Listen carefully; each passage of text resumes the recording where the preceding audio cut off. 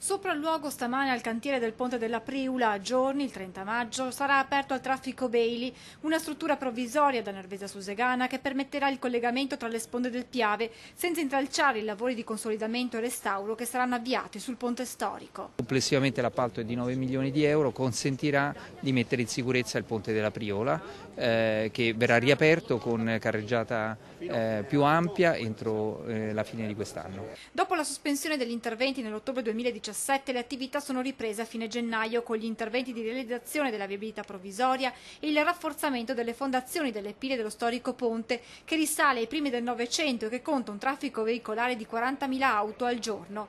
Un intervento necessario atteso almeno da 40 anni, del cui progetto si iniziò a discutere nel 2003. Su una viabilità di collegamento che è importantissimo, un nodo viario importantissimo.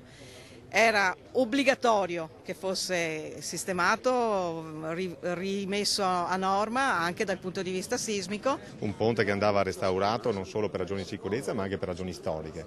Quindi io ho visto il progetto e il progetto rispetta la morfologia storica del ponte e anche un progetto innovativo dal punto di vista ingegneristico. Una volta ultimati gli interventi sul ponte storico, il Bailey e con lui tutto il tracciato della viabilità provvisoria saranno rimossi. Saranno inoltre ripristinate le originarie condizioni del greto e degli argini del fiume e finalmente il ponte sul fiume Sacro tornerà ai cittadini, ai quali viene chiesto di stringere i denti in questi mesi di lavori. Se si vogliono risolvere i problemi ci vuole anche un po' di pazienza. Ecco, chiediamo questo ai cittadini, sarà un disagio limitato per qualche mese, poi potranno riappropriarsi del ponte originario. Entro fine anno sostanzialmente il ponte verrà sistemato e quindi poi verrà riconsegnato alla comunità.